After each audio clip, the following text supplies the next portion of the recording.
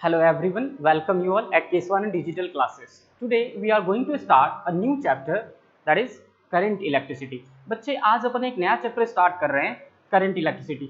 अभी तक हमने बच्चे इलेक्ट्रोस्टैटिक्स के सारे सेक्शन कवर कर लिए हैं, जिसमें आपका बेसिक इलेक्ट्रिक चार्ज हो गया या फिर पोटेंशियल हो गया, एनर्जी हो गया, गॉस लॉ, इसके एप्लीकेशंस हो गए। उसके बाद में अपन ने कैपेसिटर वाले सेक्शन को कवर किया है। देखो, जब अपन ने 12th क्लास का फर्स्ट वीडियो अपन ने जब अपलोड करा था, जब अपन ने फर्स्ट लेक्चर लिया था, तो फर्स्ट लेक्चर में हमने ये पढ़ा था कि इलेक्ट्रिक जो इलेक्ट्रॉन है, जो इलेक्ट्रोस्टैटिक्स है, उसमें हम क्या कवर करते हैं, उसमें अपन कवर करते हैं इलेक्ट्रॉन के स्टैटिक नेचर के बारे में। अगर आपको याद हो तो मैंने उसमें आपको बेसिक्स बताए थे सबसे पहले स्टार्टिंग में, कि जो हमारा फिजिक्स का कोर्स है वो सारा कोर्स रिलेटेड है। अभी भी रिसेंटली कई बच्चों के मेरे पास में कॉल आए कि सर सीबीएसई ने कुछ सिलेबस को डिलीट किया है, कुछ टॉपिक्स हटाए हैं, तो क्या हमें वो पढ़ना चाहिए या नहीं पढ़ना चाहिए। तो मैं एक बार फिर से बता देता हूँ, हालांकि प्रीवियस वीडियोस में भी मैंने इस बात की चर्चा की थी कि बच्चे जो सीबीएसई ने जो कोर्स के अंदर टॉपिक्स हटाए हैं वो हमें पढ़ने पड़ेंगे। अब सवाल ये है कि क्यों पढ़ने पड़ेंगे, क्योंकि बच्चे जो हमारा कोर्स है वो पूरा इंटरलिंक्ड है। सभी चैप्टर्स आप देखेंगे आपस में एक दूसरे से जुड़े हुए हैं, तो ऐसा अपन नहीं कर सकते कि इस चैप्टर के इस टॉपिक को नहीं पढ़े। अगर आप उस टॉपिक को नहीं पढ़ोगे तो आपको उस चैप्टर में तो प्रॉब्लम आएगी ही, आने वाले चैप्टर्स में भी आपको प्रॉब्लम आएगी। क्योंकि देखो, कुछ ऐसे टॉपिक्स हैं जिनके कॉन्सेप्ट्स के बिना, जैसे मैं एक एग्जांपल देना चाहता हूं आपको कि कैपेसिटर के अंदर force between the plates of capacitor हटा दिया गया, लेकिन सिलेबस में अभी भी energy between the plates of capacitor है। तो अगर हम फोर्स नहीं समझेंगे बच्चों, तो फोर्स से अपन वर्क डन कैसे कैलकुलेट करेंगे। वर्क डन क्या होता है, फोर्स इनटू डिस्प्लेसमेंट ही होता है। तो पहले तो हमें फोर्स निकालना जरूरी है ना, कि कैपेसिटर के प्लेट के बीच में कितना फोर्स काम करेगा, उसी के बेसिस पे तो अपन वर्क डन कैलकुलेट कर सकते हैं, और फिर फोर्स के बेसिस पे ही तो अपन एनर्जी स्टोर निकाल सकते हैं। तो अपन किसी भी टॉपिक को नहीं छोड़ सकते। कहने का ये मतलब है कि अपन सारे टॉपिक्स को अपने को पढ़ना है, पहली बात। दूसरी बात यह है कि केवल हमें बोर्ड एग्जाम तो पास नहीं करना। भाई ऐसा तो है नहीं कि आप 12th करके आप घर पे बैठ जाओगे। भाई 12th करने के बाद आपको कॉलेज की पढ़ाई करनी है, आपको कंपटीशन में अपीयर होना है, आपको आईआईटी जेई का पेपर देना है, आपको नीट का पेपर देना होगा अगर आप बायो से होंगे तो। कोई बच्चा एनडीए की तैयारी कर रहा होगा, कोई बच्चा एक्स ग्रुप वाई ग्रुप की तैयारी कर रहा होगा, कोई बच्चा किसी और एग्जाम की तैयारी कर रहा होगा। तो बच्चे किसी भी कॉम्पिटेटिव एग्जाम्स में ऐसे टॉपिक को डिलीट नहीं किया जाता। टॉपिक सारे कवर करने पड़ेंगे आपको 11th के एंड 12th के, अगर आप जेई में पास होना चाहते हो, अगर आप नीट में पास होना चाहते हो। तो आप ये मत सोचो कि यार इतने लंबे लंबे वीडियोस हो रहे हैं, इतना सिलेबस लेंथी हो रहा है। ऐसा कुछ नहीं है बच्चे, आपको एक बार फोकस करने की जरूरत है, आपको एक बार वीडियो को ढंग से देखने की जरूरत है। उसके बाद बार बार आपको मेहनत नहीं करनी पड़ेगी। अगर आप एक बार ढंग से मेहनत करते हैं तो आने वाले सभी एग्जाम्स आपके अच्छे होंगे। और अगर आप एक बार अब ये सोच रहे हो कि भाई मेरे को तो बस 12th पास करना है और ये करना है, तो इससे काम नहीं चलने वाला बच्चे। हमें टाइम देना ही पड़ेगा। फिजिक्स एक बच्चे डीप सब्जेक्ट है, यहाँ हर चीज को आपको डिटेल में समझने की जरूरत होगी, तभी आप डेरिवेशंस को अटेम्प्ट कर पाओगे सही से, तभी आप न्यूमेरिकल्स को सही अटेम्प्ट कर पाओगे सही से। अदरवाइज चीजें आपको रटनी पड़ेंगी और उससे बच्चे आपका कोई फायदा नहीं होगा। तो बेहतर होगा कि आप सभी वीडियो को सीक्वेंस में देखें।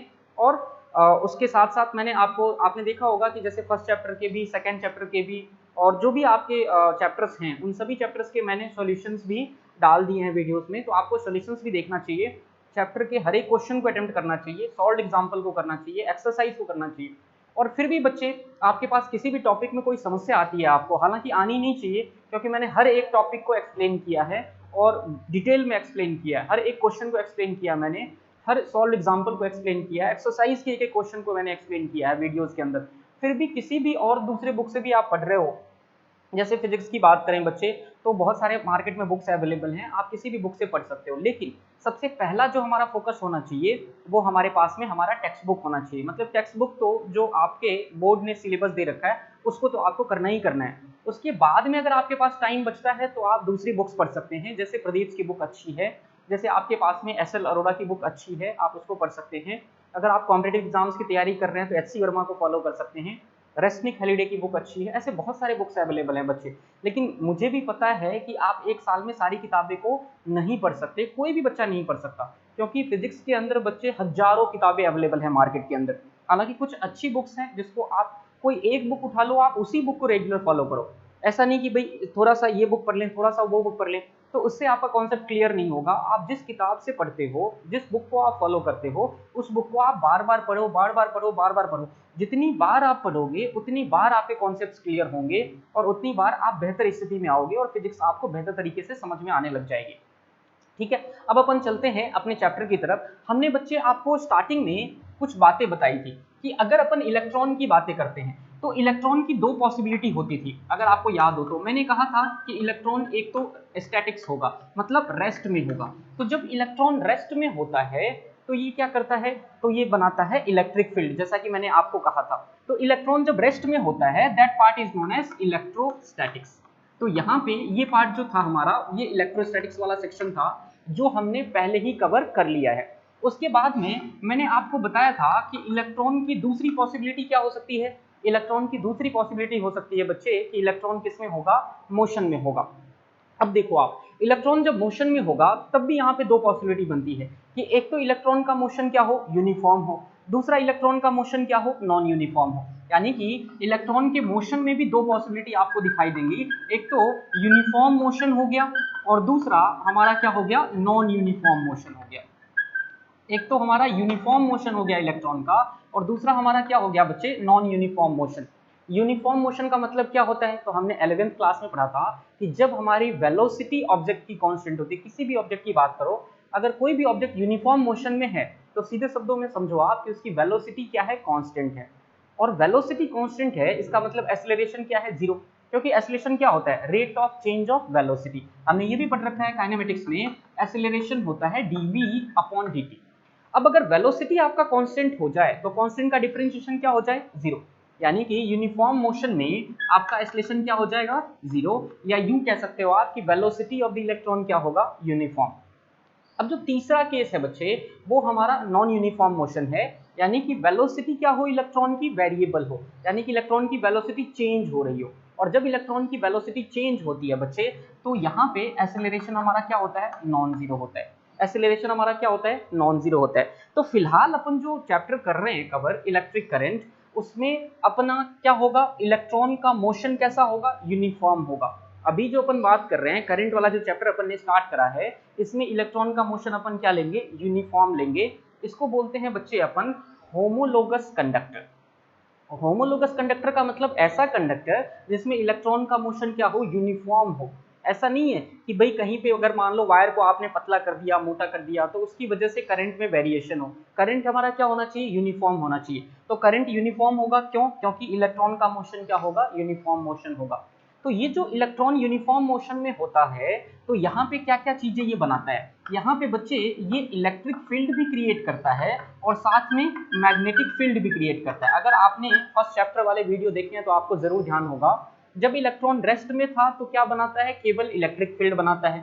जब इलेक्ट्रॉन यूनिफॉर्म मोशन में होता है तो क्या बनाता है, इलेक्ट्रिक फील्ड और मैग्नेटिक फील्ड दोनों क्रिएट करता है।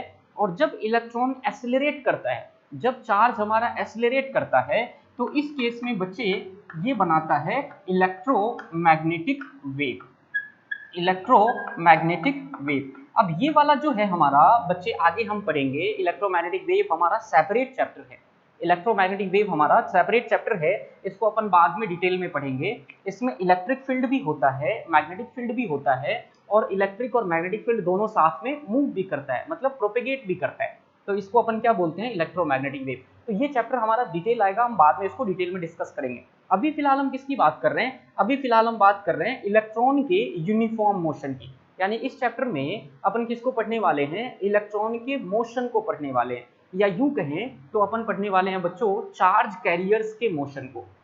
अब सबसे पहली बात तो ये है, मैं इसको इरेज कर देता हूँ, ये आपका बेसिक्स है जो हम पहले भी डिस्कस कर चुके हैं, ठीक है। लेकिन मैंने आपको वापस इसीलिए रिवाइज किया है कि सारे चैप्टर किस तरह से आपके कनेक्टेड हैं, ताकि आपको ये समझ में आए और आपका ये कंफ्यूजन सबसे पहले दूर होना चाहिए कि भाई ये टॉपिक तो अब सिलेबस में नहीं है और ये टॉपिक तो सिलेबस में है, इसको क्यों पढ़ रहे हैं। तो ये सारी चीजें आपके दिमाग में नहीं रखना है, आपको केवल पढ़ना है, दैट्स इट। अगर एक बार आप सिलेबस को अच्छे तरीके से पढ़ लोगे तो बच्चे आपके चाहे कोई सा भी बोर्ड एग्जाम हो, आपका सीबीएसई से आप अपीयर हो रहे हों, आरबीएसई से अपीयर हों, आप सभी जगह बच्चे ये कॉन्सेप्ट काम आएंगे। किसी भी कॉम्पिटिटिव एग्जाम्स में आप बैठोगे वहां भी आपके कॉन्सेप्ट काम में आएंगे, ठीक है। तो अपन स्टार्ट करते हैं, सबसे पहला टॉपिक इसका, दैट इज इलेक्ट्रिक करंट।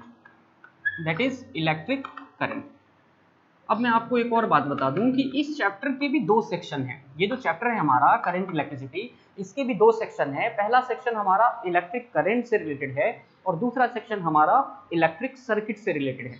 मतलब है तो दोनों करंट इलेक्ट्रिसिटी का ही पार्ट। तो फर्स्ट सेक्शन में अपन करंट से रिलेटेड चीजों को डिस्कस करेंगे और बाद में उसी कॉन्सेप्ट को अपन इलेक्ट्रिक सर्किट पे अप्लाई करेंगे, उसको अपन डिवाइस पे अप्लाई करेंगे। जैसे आपके प्रैक्टिकल्स में। अच्छा, एक और इंपॉर्टेंट बात मैं आपको बताऊं कि ये जो हमारा चैप्टर है बच्चे करंट इलेक्ट्रिसिटी, ये बोर्ड एग्जाम में आपके 5 मार्क्स का क्वेश्चन तो लाएगा 6 मार्क्स के भी क्वेश्चन कई बार पूछे जाते हैं इसे। तो 5 to 6 मार्क्स का चैप्टर है हमारा, अगर आप मार्क्स के बेसिस पे समझना चाहते हैं तो। दूसरी बात ये है बच्चे कि ये आपके प्रैक्टिकल के लिए बहुत इंपॉर्टेंट है। आपका जो 12th क्लास में जो प्रैक्टिकल का जो सिलेबस है, अगर आपने लैब के फाइल बनाए हैं, लैब के रिकॉर्ड अगर आपने बनाए होंगे, तो मैंने आपको स्टार्टिंग में ही जो कोविड का जो ब्रेक हुआ था अपना, कोविड के ब्रेक से पहले ही जो बच्चे स्कूल में पढ़ रहे थे, जो नए बच्चे हैं उनको तो शायद पता नहीं होगा, लेकिन जो पुराने बच्चे जो हमसे पहले से जुड़े हुए हैं उनको पता होगा कि हमने आपको फाइल दिया था बनाने के लिए। उस फाइल में आपने फिजिक्स के फाइल बहुत सारे बच्चों ने बना भी लिया था मार्च के अंदर ही, फैब के अंदर ही, फैब मार्च में ही हमने फाइल बनवा दिया था। हालांकि जिन बच्चों ने नहीं बनाया है उनको कोई टेंशन लेने की जरूरत नहीं है। अपन अभी जैसे ही स्कूल स्टार्ट होगी तो मैं आपसे फाइल वापस बनवा दूंगा, आपको कोई दिक्कत वाली बात नहीं है। मैं आपको ये कहना चाहता हूँ कि हमारे प्रैक्टिकल में जो 30 मार्क्स का प्रैक्टिकल है उसमें भी दो सेक्शन है, सेक्शन ए और सेक्शन बी। अगर आप सेक्शन ए के प्रैक्टिकल्स को देखें, देखो मैं एक बार प्रैक्टिकल्स की बात आपको इसलिए कर रहा हूँ क्योंकि प्रैक्टिकल्स में भी दो सेक्शन है हमारे पास। यानी एक तो प्रैक्टिकल का फर्स्ट सेक्शन है सेक्शन ए, दूसरा हमारे पास में प्रैक्टिकल का सेकंड सेक्शन है सेक्शन बी। तो फर्स्ट वाला सेक्शन आप देखेंगे तो उसमें जो हम 7 प्रैक्टिकल्स करते हैं, एक तो पहला प्रैक्टिकल हमारा ओम्स लॉ, किस चैप्टर से है, इसी चैप्टर में हम पढ़ेंगे। दूसरा है हमारे पास में मीटर ब्रिज, मीटर ब्रिज का जो कॉन्सेप्ट है इसको पढ़ेंगे, ये भी क्या है, इसी चैप्टर का पार्ट है। तीसरा हमारे पास में जो प्रैक्टिकल है बच्चे वो है series combination of resistance, series resistance, यानी रेजिस्टेंस को जब हम सीरीज में लगाते हैं तो उसका इक्विवेलेंट कैसे निकालते हैं, ये भी क्या है आपका मीटर ब्रिज पे ही बेस्ड है और इसी चैप्टर का पार्ट है। फोर्थ जो प्रैक्टिकल है आपका वो है आपका parallel combination of resistance, parallel combination of resistance, ये भी बच्चे इसी चैप्टर का पार्ट है। ये सारी चीजें प्रैक्टिकल के भी कोर्स अपन इसी चैप्टर में करेंगे। उसके बाद में फिफ्थ जो आपका है बच्चे, फिफ्थ जो आपका प्रैक्टिकल है वो है पोटेंशियोमीटर। पोटेंशियोमीटर के थ्रू आपका अननोन पोटेंशियल कैलकुलेट करना, किसी भी सर्किट का पोटेंशियल डिफरेंस कैलकुलेट करना, ये भी आपका क्या है, इसी चैप्टर का पार्ट है। उसके बाद में है आपका जो अगला प्रैक्टिकल है वो है compare the EMF of two cells का ईएमएफ कैलकुलेट करना, ये भी आपके करंट चैप्टर का ही पार्ट है। उसके बाद में आपका नेक्स्ट जो चैप्टर है, आपका जो नेक्स्ट जो टॉपिक है बच्चे, कंपेयर द ईएमएफ के बाद, ईएमएफ के बाद में आपका जो टॉपिक है वो है आपका डिटर्मिनेशन ऑफ इंटरनल रेजिस्टेंस। अगला टॉपिक क्या है आपका, determination of internal resistance, determination of internal resistance. तो इंटरनल रेजिस्टेंस का कैलकुलेशन है अगले टॉपिक में। उसके बाद में अगला जो आपका प्रैक्टिकल है वो फिगर ऑफ मेरिट का कैलकुलेशन है पोटेंशियोमीटर का, figure of merit of galvanometer, sorry galvanometer का फिगर ऑफ मेरिट कैलकुलेशन। देखो ये हमारे पास में फर्स्ट सेक्शन के 8 प्रैक्टिकल हैं, सेकंड सेक्शन में भी 8 प्रैक्टिकल होते हैं, लेकिन उन 16 में से आपको लैब के अंदर 12 से 14 प्रैक्टिकल करने होते हैं। हमारे एग्जाम में 12 प्रैक्टिकल आपके आएंगे जो आपका फाइनल एग्जाम होगा। तो आप देखो ये जो पूरा फर्स्ट सेक्शन है वो पूरा का पूरा सेक्शन हमारा करंट वाले चैप्टर पे ही बेस्ड है। मतलब आपका जो फर्स्ट बुक का जो सेक्शन है, फर्स्ट बुक के सेक्शन में जो भी प्रैक्टिकल हैं वो सभी प्रैक्टिकल आपके इसी चैप्टर से हैं, इसीलिए आपका ये चैप्टर इंपॉर्टेंट हो जाता है। मतलब थ्योरी में आपके 5 से 6 मार्क्स तो ये देगा ही देगा। उसके बाद प्रैक्टिकल में देखें तो 30 मार्क्स अगर आप प्रैक्टिकल मान के चलते हैं तो सेक्शन ए का प्रैक्टिकल कितना मार्क्स का हो गया, 15 नंबर के। मतलब 15 नंबर का प्रैक्टिकल आपके बच्चे यही चैप्टर से आने वाले हैं। मतलब अगर आप देखें तो ये अकेला चैप्टर आपका 20 मार्क्स कैरी करेगा out of 100 in physics board exam. Board exam के अंदर ये अकेला चैप्टर आपका 20 नंबर लेके आएगा आपके लिए। दूसरी बात, अब जो सेक्शन बी है इसमें आपके 2 चैप्टर से प्रैक्टिकल हैं। एक तो आपका ऑप्टिक्स से है, ऑप्टिक्स के अंदर आपके जैसे लेंस फार्मूला हो गया, मिरर फार्मूला हो गया, प्रिज्म हो गया, आपके कॉन्केव मिरर हो गया, कॉन्वेक्स मिरर हो गया, कॉन्केव लेंस हो गया, कॉन्वेक्स लेंस हो गया, इन सबके फोकल लेंथ का कैलकुलेशन है, वो बी पार्ट में है। उसके बाद में सेमीकंडक्टर वाले चैप्टर से भी 2-3 प्रैक्टिकल हैं। एक तो पीएन जंक्शन डायोड है आपका, दूसरा आपका बच्चे जेनर डायोड है, तीसरा आपका ट्रांजिस्टर है। तो सेकेंड सेक्शन में आपके दो चैप्टर इंपॉर्टेंट है सेकेंड पार्ट में, एक तो ऑप्टिक्स और दूसरा सेमीकंडक्टर। और फर्स्ट वाला जो बुक है उसमें सबसे इंपॉर्टेंट चैप्टर हमारा क्या हो जाता है, करंट इलेक्ट्रिसिटी। क्यों? क्योंकि प्रैक्टिकल सारे इसी चैप्टर से हैं। तो मैं सारे प्रैक्टिकल्स को आपको अभी क्लास के दौरान ही मैं आपको समझा दूंगा। तो जब आप लैब में आएंगे तो आपको कोई दिक्कत नहीं होगी, आप आसानी से सभी प्रैक्टिकल्स को खुद से कर पाएंगे। हालांकि अपन लैब में भी प्रैक्टिकल करेंगे, लेकिन फिलहाल हम उसके थ्योरेटिकल जो भी चीजें हैं उन सबको मैं आपको क्लास में ही समझा दूंगा। तो लैब में आपको कोई दिक्कत नहीं आएगी, लैब में प्रैक्टिकल आप आसानी से खुद से भी कर पाएंगे। ठीक है, ये बात समझ में आ गई आपको। ये चैप्टर हमारे लिए क्यों इंपॉर्टेंट है, क्योंकि ये सारे प्रैक्टिकल के टॉपिक आपके इसी चैप्टर से आते हैं। तो इसीलिए हमें इस चैप्टर को ढंग से पढ़ने की जरूरत है। मैं इसको इरेज कर देता हूँ, वन बाई वन हम इस सारे टॉपिक को कवर करेंगे। तो मैं इसको फिलहाल तो इरेज कर दूं। अपन चलते हैं इलेक्ट्रिक करंट के ऊपर। सबसे पहली बात कि करंट होता क्या है। तो करंट होता है बच्चे rate of flow of charge carriers. मतलब चार्ज कैरियर्स के फ्लो को अपन करंट कहते हैं। अपन किसको करंट कहते हैं, चार्ज कैरियर्स के फ्लो को। अब ये चार्ज कैरियर क्या बला है, तो चार्ज कैरियर होता है बच्चे कि यहाँ पे चार्ज कैरियर हमारा इलेक्ट्रॉन्स भी हो सकता है, आयंस भी हो सकता है, ये हमारे पास में होल्स भी हो सकते हैं। ये डिपेंड करता है कि आप करंट को कहाँ फ्लो करवा रहे हो। जैसे अगर अपन मेटल कंडक्टर की बात करें, मतलब कंडक्टिंग वायर की बात करें, तो वहां पे किसका फ्लो होगा, वहां पे बच्चे इलेक्ट्रॉन का फ्लो होता है। मेटल कंडक्टर्स में किसका फ्लो होता है, इलेक्ट्रॉन का फ्लो होता है। तो वहां पे इलेक्ट्रिक करंट किसकी वजह से होगा, इलेक्ट्रॉन्स की वजह से होगा। अगर आप सेमी कंडक्टर की बात करें, सेमी कंडक्टर भी हमारा सेपरेट चैप्टर है बच्चे, उसको भी हम डिटेल में पढ़ेंगे। लेकिन फिलहाल आप ये समझें, आपने बचपन से पढ़ते आ रहे होंगे आप कि एक तो होता है हमारे पास में कंडक्टर, दूसरा होता है इंसुलेटर, और तीसरा क्या होता है बच्चे, सेमीकंडक्टर। तो कंडक्टर में क्या होता है, कंडक्टर में हमारे पास में फ्री इलेक्ट्रॉन्स अवेलेबल होते हैं जो आसानी से मूव कर सके। तो आसानी से मूव करे तो कंडक्टिविटी क्या हो जाएगी, कंडक्टर की हाई हो जाएगी। दूसरा जो हमारे पास में इंसुलेटर होता है, अगर आपने प्रीवियस वीडियो देखे हैं तो मैंने आपको एनर्जी बैंड गैप के बारे में भी बताया था। जब हम क्या नाम है, कैपेसिटर वाले चैप्टर को कर रहे थे, तो मैंने आपको एनर्जी बैंड गैप से भी कॉन्सेप्ट समझाया था। कंडक्टर, सेमी कंडक्टर, इन सब के बारे में मैंने बताया था, अगर आपने प्रीवियस वीडियो देखे हैं तो। फिलहाल आप ये समझें कि इंसुलेटर में क्या होता है, इंसुलेटर में इलेक्ट्रॉन्स क्या होता है, अवेलेबल नहीं होता है, फ्री। मतलब फ्री इलेक्ट्रॉन्स नहीं होता है, उसकी वैलेंसी नहीं होती है। समझ रहे हो बात को आप? तो वैलेंस इलेक्ट्रॉन नहीं होंगे, फ्री इलेक्ट्रॉन नहीं होंगे, तो वो आसानी से मूव नहीं कर पाएंगे।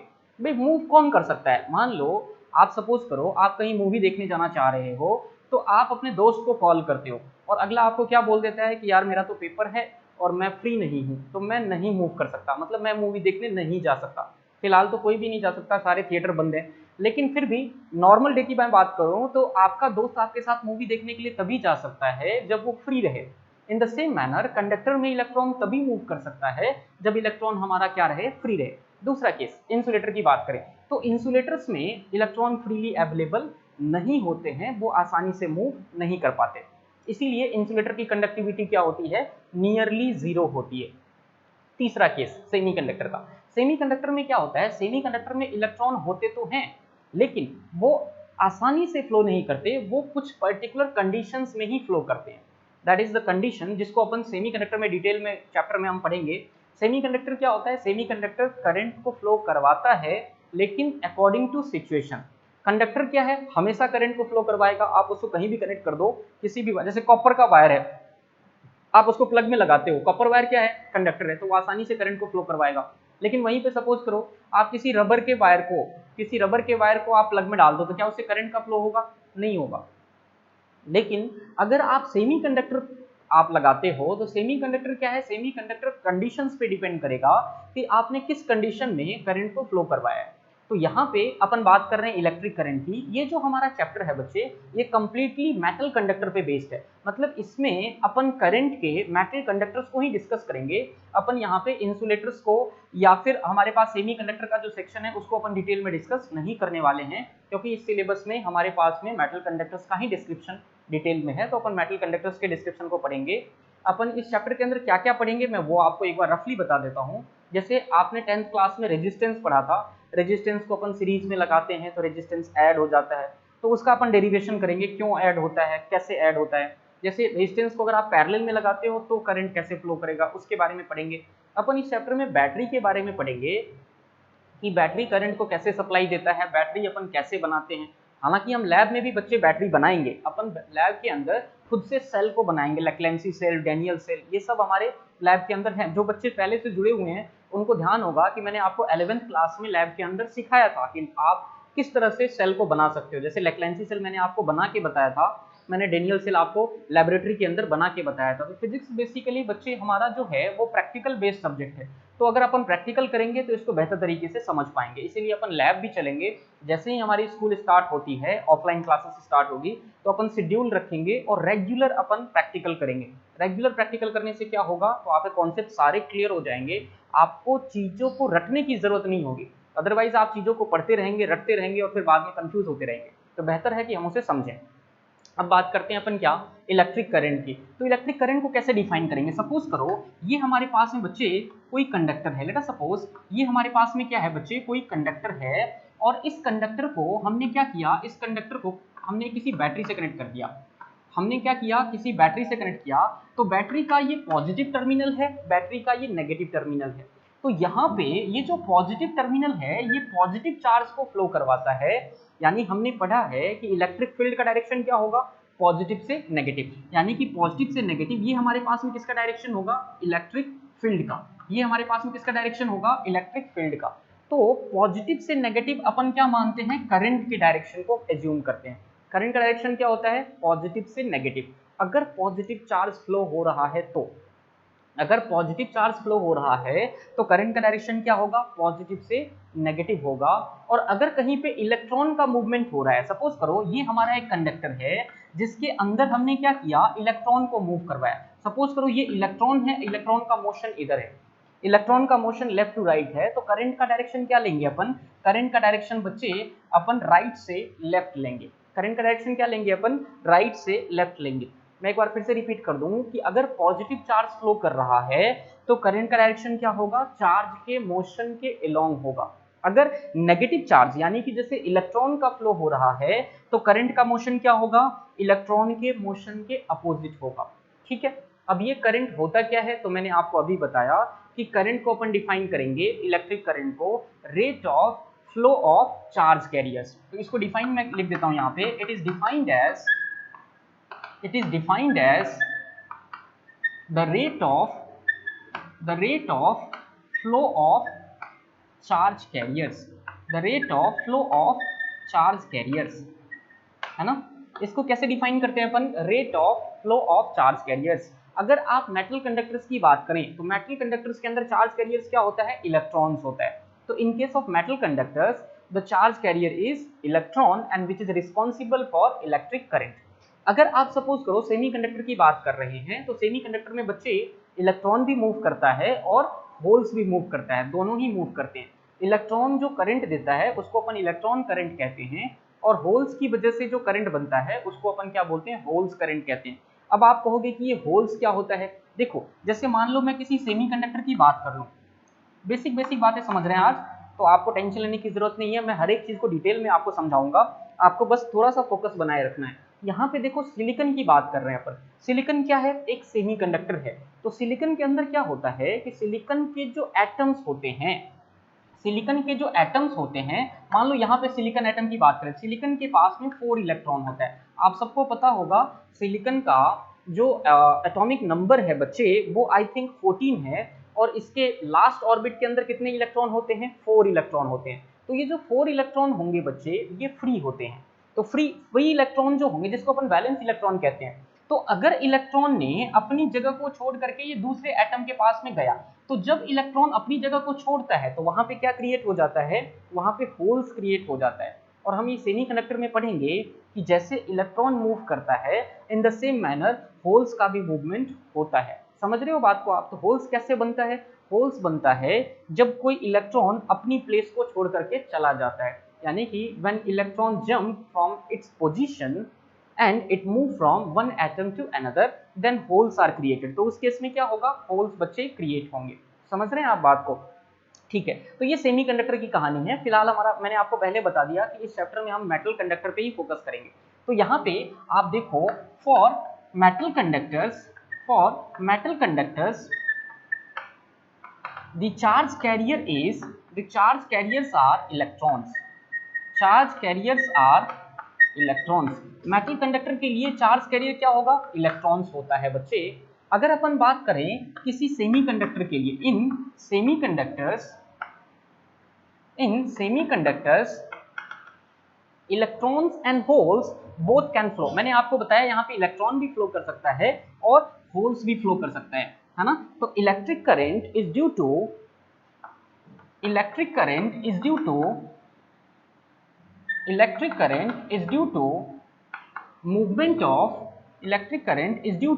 movement of both electrons and holes। Semiconductor के केस में इलेक्ट्रिक करंट क्या होता है, इलेक्ट्रिक करंट इलेक्ट्रॉन के मूवमेंट की वजह से भी हो सकता है और होल्स के मूवमेंट की वजह से भी हो सकता है। तो इलेक्ट्रॉन एंड होल्स क्या हो गया, यहाँ पे चार्ज कैरियर्स हो गया, यहाँ इलेक्ट्रॉन एंड होल्स क्या हो गया, चार्ज कैरियर्स हो गया। तो सेमीकंडक्टर में जो टोटल करंट होता है बच्चे, वो होता है हमारे पास में electron current plus hole current due to hole, यानी कि टोटल करंट इन सेमीकंडक्टर क्या हो जाएगा, electron current plus hole current. तो इन दोनों के मूवमेंट की वजह से सेमीकंडक्टर में क्या होता है बच्चे, करंट डेवलप हो सकता है। अब आप देखो, आपने पढ़ा होगा केमिस्ट्री के अंदर भी, इलेक्ट्रोकेमिस्ट्री आपका चैप्टर है, उसमें आप पढ़ते हो इलेक्ट्रोलाइट के बारे में। इलेक्ट्रोलाइट क्या होता है, तो इलेक्ट्रोलाइट बच्चे एक सॉल्यूशन होता है जो जिसको अपन यूज करके सेल बनाते हैं। जैसे इलेक्ट्रोकेमिस्ट्री के अंदर आपने लेक्लेंसी सेल बनाया, तो लेक्लेंसी सेल कैसे बनाते हैं आप देखो, यहाँ पे मैं इसको इरेज कर देता हूँ एक बार इन सारी चीजों को, ताकि मैं आपको बेसिक बातें समझा पाऊं। देखो, जैसे मान लो अगर अपन लेक्लेंसी सेल बनाते हैं, तो लेक्लेंसी सेल के अंदर क्या होता है, देखो लेक्लेंसी सेल के अंदर अपन 2 इलेक्ट्रोड डालते हैं। लैब में भी आपको ध्यान होगा, अगर आप लैब में प्रेजेंट होंगे, अगर आप 11th क्लास में आपको याद हो, तो मैंने लैब में आपको सेल बनाना सिखाया था। उसमें मैंने बताया था कि इसमें 2 इलेक्ट्रोड्स होते हैं, एक तो पॉजिटिव इलेक्ट्रोड होता है, ये पॉजिटिव इलेक्ट्रोड है, और ये हमारे पास में नेगेटिव इलेक्ट्रोड है। ठीक है, ये पॉजिटिव इलेक्ट्रोड है और ये नेगेटिव इलेक्ट्रोड है। 2 इलेक्ट्रोड होता है जिसको कैथोड और एनोड कहते हैं। अब ये जो सॉल्यूशन है, इस सॉल्यूशन को क्या बोलते हैं अपन, इलेक्ट्रोलाइटिक सॉल्यूशन बोलते हैं। जैसे मान लो अगर मैं लेक्लेंसी सेल की बात कर रहा हूं, तो लेक्लेंसी सेल के अंदर ये जो हमारे पास बच्चे सॉल्यूशन बनता था, ये सॉल्यूशन बनाते थे अपन अमोनियम क्लोराइड से। किससे बनाते थे अपन, अमोनियम क्लोराइड से। मतलब वाटर के, मतलब एक अपन क्या लेते हैं, एक वाटर पॉट लेते हैं, पॉट के अंदर क्या करते हैं अपन, अमोनियम क्लोराइड अपन मिक्स कर देते थे। जब अमोनियम क्लोराइड आप मिक्स करोगे तो वाटर के अंदर ये ब्रेक डाउन हो जाएगा, और वाटर के अंदर जब ब्रेक डाउन होगा बच्चे, तो NH4 यानी एक तो आपके पास पॉजिटिव आयन मिलेगा और दूसरा आपके पास क्लोरीन का नेगेटिव आयन मिलेगा। तो यानी कि ये सॉल्यूशन एक ऐसा सॉल्यूशन बन गया जिसमें पॉजिटिव और नेगेटिव दोनों आयंस होंगे जब आप इसको वाटर में मिक्स करोगे। तो अब होगा क्या, तो ये जो पॉजिटिवली प्लेट है जिसको अपन इलेक्ट्रोड कहते हैं, तो ये पॉजिटिव इलेक्ट्रोड क्या करेगा, नेगेटिव चार्ज को अपनी तरफ खींचेगा। तो यहाँ पे इसके अंदर जो पॉजिटिव चार्ज हैं, देखो मान लो ये पॉजिटिव चार्ज है और ये नेगेटिव चार्ज है, तो सारे पॉजिटिव चार्ज किस पे आके जमा हो जाएंगे, और सॉरी सारे पॉजिटिव चार्ज बच्चे नेगेटिव प्लेट पे जमा हो जाएंगे, होंगे या नहीं होंगे, क्योंकि नेगेटिव पॉजिटिव को क्या करता है, नेगेटिव पॉजिटिव को क्या करता है, अट्रैक्ट करता है। और ये जो नेगेटिव आयंस है बच्चे, ये कहाँ पे आके जमा हो जाएंगे, पॉजिटिव इलेक्ट्रोड के ऊपर। तो यहाँ पे किसका मूवमेंट हो रहा है, यहाँ पे पॉजिटिव और नेगेटिव आयंस का मूवमेंट हो रहा है। तो अगर अपन इलेक्ट्रोलाइटिक सेल की बात करें, तो यहाँ पे इलेक्ट्रॉन के लिए, करंट के लिए कौन रिस्पॉन्सिबल है, तो यहाँ बच्चे करंट के लिए हमारे पास में आयंस रिस्पॉन्सिबल है। कौन रिस्पॉन्सिबल है, आयंस रिस्पॉन्सिबल है, और ये पॉजिटिव और नेगेटिव दोनों तरह के आयंस आपके पास में हो सकते हैं। ठीक है, तो मैं यहाँ पे नेक्स्ट केस अगर बताऊं, तो इन इलेक्ट्रोलाइटिक सेल देखो बच्चे, सेल भी अलग अलग तरह के होते हैं जिसको अपन लैब में डिटेल में पढ़ेंगे। हमारे फिजिक्स के कोर्स में वैसे केवल आपके पास में लेक्लेंसी और डेनियल है, बाकी सेल को भी हम समझेंगे कि जैसे ड्राई सेल क्या होता है, या फिर आपके पास में सपोज करो रिचार्जेबल सेल क्या होता है, या इरिचार्जेबल सेल क्या होता है जिसको नॉन रिचार्जेबल कहते हैं, या फिर आप कह सकते हो प्राइमरी सेल क्या होता है, या फिर सेकेंडरी सेल क्या होता है। इन सभी चीज़ों के बारे में हम डिटेल में डिस्कस करेंगे। फिलहाल आप ये समझें कि in electrolytic cell the ions are responsible for electric current। तो यहाँ पे अगर आप देखो तो कौन रिस्पॉन्सिबल है इलेक्ट्रिक करंट के लिए, आयंस रिस्पॉन्सिबल है, आयंस। जैसे यहाँ पे मैंने आपको लेक्लेंसी में बताया अमोनियम प्लस और क्लोरीन माइनस आयन है। जैसे अगर आप डेनियल सेल बनाओगे, तो आप देखोगे कि डेनियल सेल में जो हम सॉल्यूशन डालते हैं वो H2SO4 सॉल्यूशन डालते हैं। यहाँ इलेक्ट्रोलाइट क्या है, H2SO4 है, तो जब H2SO4 ब्रेक डाउन होगा तो ये हाइड्रोजन प्लस आयन बना लेगा और सल्फेट माइनस आयन बना लेगा। तो वहां पे किसका मूवमेंट होगा, हाइड्रोजन आयन का और सल्फेट आयन का। तो यहाँ भी आयंस रिस्पॉन्सिबल है ना। तो इसी तरह से सेल के अंदर क्या है, सेल के अंदर चार्ज कैरियर क्या हो गया। So in electrolytic cell charge carriers are ions, charge carriers are ions. Charge carrier क्या हो जाएगा बच्चे, चार्ज कैरियर हमारा आयंस हो जाएगा। समझ रहे हैं बात को आप। आयंस रिस्पॉन्सिबल होगा यहाँ करंट के फ्लो के लिए। जैसे मेटल कंडक्टर, अगर आपके पास कोई कॉपर वायर है, कोई एल्यूमिनियम वायर है, उसमें करंट का फ्लो हो रहा है, तो किसका फ्लो हो रहा है, इलेक्ट्रॉन का फ्लो हो रहा है। अगर इलेक्ट्रोलाइटिक सेल में करंट का फ्लो हो रहा है, तो किसका फ्लो हो रहा है, यहाँ पे आयंस का फ्लो हो रहा है। और अगर सेमी कंडक्टर में करंट का फ्लो हो रहा है, तो वहां पे इलेक्ट्रॉन का भी फ्लो हो रहा है और होल्स का भी फ्लो हो रहा है। इतनी बातें हमें समझ में आ गई। अब आप देखो, अगर आपने पिक्चर ट्यूब देखे होंगे, जैसे अगर आपने घर के अंदर देखा होगा, पुराने वाले जो टेलीविजन बनते थे बच्चे हमारे, तो पुराने टेलीविजन में देखना बड़े बड़े सेटअप बॉक्स लगते थे, उसका टेलीविजन का बॉक्स बड़ा सा होता था। आजकल प्लाज्मा टीवी आने लग गया, एलईडी टीवी आने लग गया। तो ये जो हमारे पास में ट्यूब लगाते थे, पिक्चर ट्यूब बोलते थे जिसको, जहां पे पिक्चर डिस्प्ले होता है, तो पिक्चर ट्यूब के अंदर भी करंट होता है। पिक्चर ट्यूब के अंदर भी करंट का फ्लो होता है। और वो करंट का फ्लो किसकी वजह से होता है, तो वहां जो आयंस होते हैं वो गैसियस फॉर्म में होते हैं, तो उसको अपन कहते हैं डिस्चार्ज ट्यूब। वहां पे अपन करंट का क्या होता है, डिस्चार्जिंग होता है। और वहां पे जो करंट का फ्लो होता है डिस्चार्ज ट्यूब के अंदर, या टीवी के पिक्चर ट्यूब के अंदर, टेलीविजन के पिक्चर ट्यूब के अंदर, तो वहां पे किसका मूवमेंट होता है बच्चे, गैसियस आयंस का मूवमेंट होता है। तो आप क्या लिख सकते हो, इन discharge tube the charge carrier is the charge carriers are gaseous ions। Ions भी बच्चे गैसियस फॉर्म में होते हैं। समझ रहे हो बात को। यहाँ तो आयंस अगर हमने देखो यहाँ पे, तो ये हमारा लिक्विड सॉल्यूशन है जिसको अपन इलेक्ट्रोलाइटिक सॉल्यूशन कहते हैं। तो यहाँ आयंस हमारे पास में लिक्विड के फॉर्म में होंगे। बट अगर आप डिस्चार्ज ट्यूब की बात करोगे, तो वहां पे आयंस हमारे पास में गैसियस फॉर्म में होंगे। अगर आपने पुराने वाले ट्यूबलाइट देखे होंगे, पुराने जो रॉड वाले ट्यूबलाइट, आजकल तो एलईडी वगैरह घर में अपन यूज करते हैं, लेकिन अगर आप पुराने जमाने में देखें तो जो ट्यूबलाइट हुआ करता था, तो उस ट्यूबलाइट के अंदर गैसियस आयंस होते थे जो मूव करते थे और करंट को फ्लो करवाते थे, जिसकी वजह से वो लाइट प्रोड्यूस करता था। और आपने देखा भी होगा, उसको अपन मरकरी लाइट बोलते थे और उसको अपन ट्यूबलाइट बोलते थे, है ना। ट्यूबलाइट समझ रहे हो ना आप बात को। तो ट्यूबलाइट से क्या होता है, लाइट का फ्लो होगा, तो वहां पे लाइट के लिए कौन रिस्पॉन्सिबल है, गैसियस आयंस रिस्पॉन्सिबल है ना।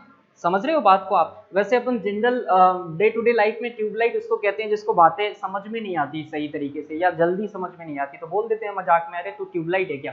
तो वो वाली ट्यूबलाइट की बात नहीं कर रहा मैं यहाँ पे अपने घर के अंदर जो ट्यूबलाइट हम यूज करते थे, लॉन्ग रॉड की तरह होता था वो, वहां पे किसका मूवमेंट होता था, गैसियस आयंस का मूवमेंट होता है बच्चे। अगर और टीवी के पिक्चर ट्यूब में भी कहाँ यूज होता है, ये हमारा डिस्चार्ज ट्यूब के अंदर भी और टीवी के पिक्चर ट्यूब के अंदर भी गैसियस आयंस का मूवमेंट होता है। अब मुझे ये बताने की जरूरत नहीं है कि करंट के यूजेस क्या हैं या एप्लीकेशंस क्या हैं, ये तो आप अपने नजर घुमा लो, घर के अंदर हर जगह करंट के यूज आपको दिख जाएंगे। इलेक्ट्रिक बल्ब ले लो, फैन ले लो, कूलर ले लो, एसी ले लो, रेफ्रिजरेटर ले लो, मोबाइल का चार्जर ले लो, बैटरी का चार्जर ले लो, कार की बैटरी ले लो, सब जगह करंट है बच्चे, हर जगह। आज के टाइम पे इलेक्ट्रिसिटी के बिना हमारी लाइफ को सोच पाना भी बहुत मुश्किल होता है। आपने देखा होगा कि अगर हमारे घर के अंदर एक दिन के लिए लाइट खराब हो जाए, सपोज करो कोई मौसम खराब की वजह से या किसी और वजह से, तो आपने देखा होगा कि एक दिन निकालना भी हमारे लिए मुश्किल हो जाता है।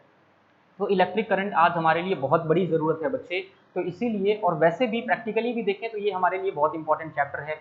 सिलेबस के हिसाब से देखो तो भी हमारे लिए बहुत इंपॉर्टेंट चैप्टर है, ठीक है। तो अभी तक जो हमने चीज़ें सीखी है उसमें हमने क्या सीखा, उसमें बच्चे हमने ये सीखा कि इलेक्ट्रिक करंट जो होता है वो किसका फ्लो होता है, इलेक्ट्रिक करंट होता है बच्चे चार्ज कैरियर्स का, rate of flow of charge carriers. Rate मैंने क्यों लिखा, यहाँ पे देखो, रेट मैंने इसलिए लिखा क्योंकि यूनिट टाइम में कितना चार्ज फ्लो हो रहा है किसी भी कंडक्टर से, इसीलिए हमने यहाँ पे क्या वर्ड यूज किया, रेट वर्ड यूज किया। रेट का मतलब यूनिट टाइम में किसी भी कंडक्टर से या किसी भी क्रॉस सेक्शन से जो हमारे पास में चार्ज का फ्लो होता है उसको अपन क्या बोलते हैं, इलेक्ट्रिक करंट। आप चाहें तो इसको दूसरे तरह से डिफाइन कर सकते हैं, मैं आपको इस यहाँ पे दूसरा डेफिनेशन भी लिख देता हूँ।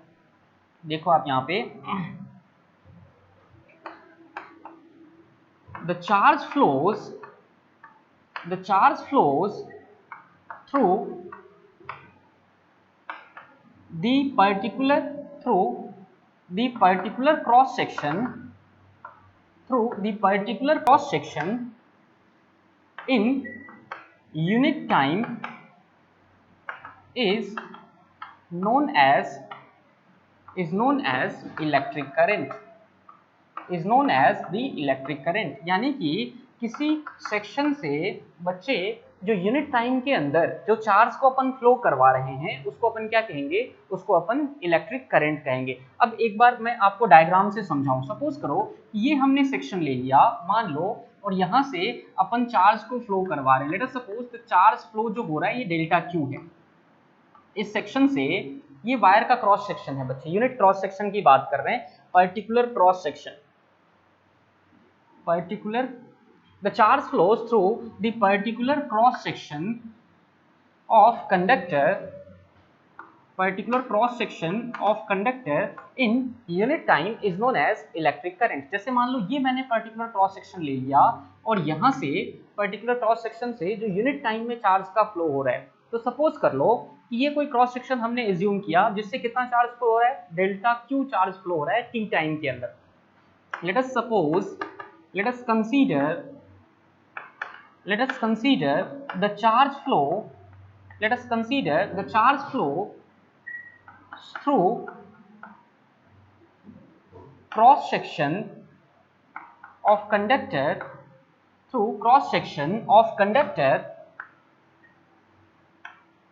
is delta q during the time interval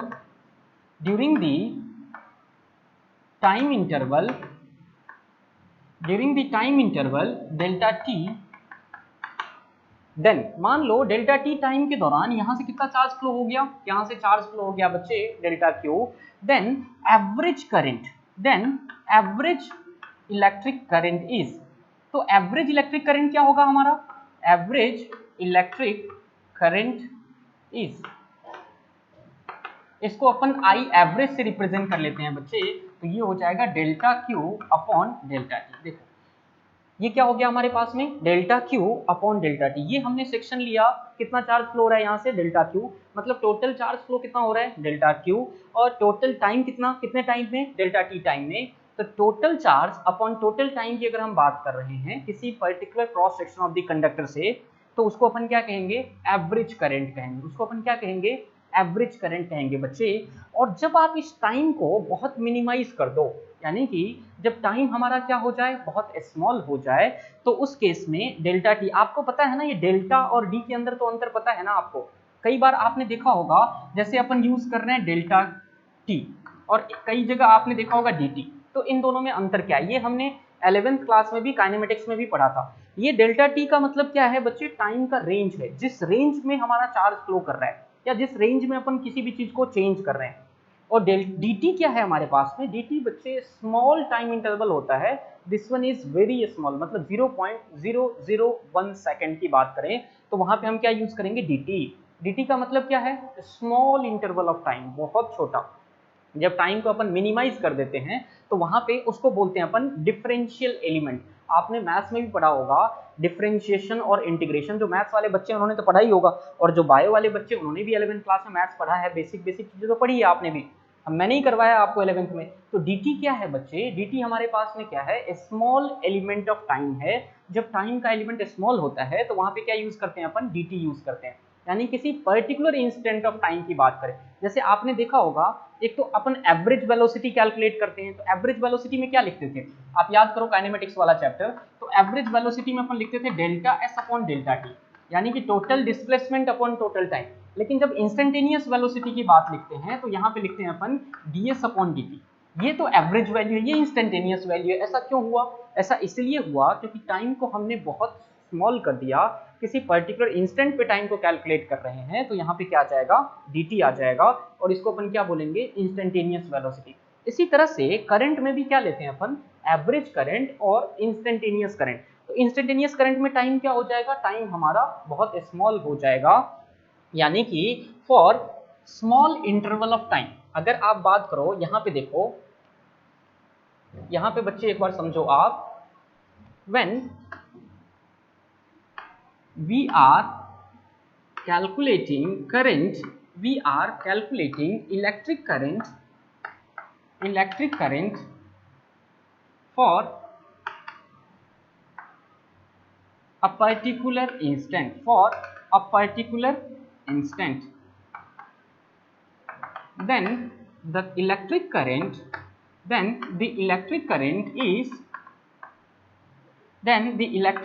is known as, क्या कहेंगे अपन इंस्टेंट के ऊपर करंट को, instantaneous current is known as, electric current is known as instantaneous current. इसको अपन क्या कहेंगे बच्चों, इसको अपन कहेंगे इंस्टेंटेनियस करंट, इसको अपन क्या कहेंगे इंस्टेंटेनियस करंट, यानी कि when delta T tends to 0।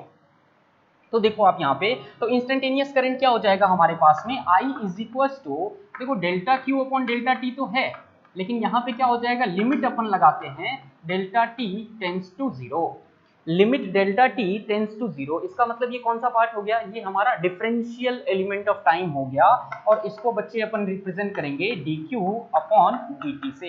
इसको अपन किससे रिप्रेजेंट करेंगे, dq अपॉन dt से। तो इसको अपन कहते हैं बच्चे इंस्टेंटेनियस करंट, इसको अपन क्या कहते हैं, इंस्टेंटेनियस करंट। ठीक है, तो ये दोनों बातें आपको समझ में आ गई। एक तो एवरेज करंट की बात करें तो total charge flows through a particular cross section during the total time interval. तो ये क्या हो जाएगा, एवरेज करंट। इंस्टेंटेनियस का मतलब क्या है, the charge flows through a particular cross section in unit time। और इसको अपन कैसे रिप्रेजेंट करेंगे, इसको अपन कैसे डिफाइन करेंगे, इसको अपन डिफाइन करेंगे बच्चे rate of flow of charge से, dq अपॉन dt, जैसे ds upon dt, rate of change of displacement. इसी तरह से इसको क्या कहोगे आप, rate of flow of charge, it is defined as rate of flow of charge, rate of flow of charge. ये हमारे पास में बच्चे क्या हो गया, इंस्टेंटेनियस करंट हो गया।